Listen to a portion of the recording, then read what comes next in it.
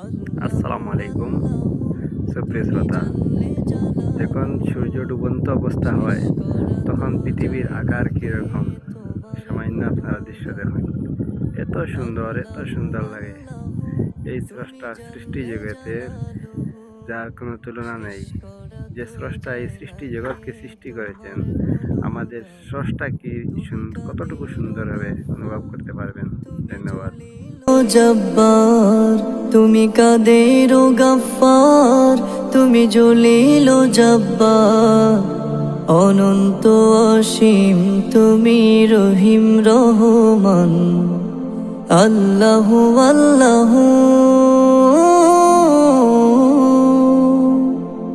তুমি মাটির আদমকে প্রথম সৃষ্টি করিয়া ঘোষণা করিয়া দিলে শ্রেষ্ঠ বলিয়া, তাই নূরের ফেরেশতা করে আদমকে সেজদা, তাই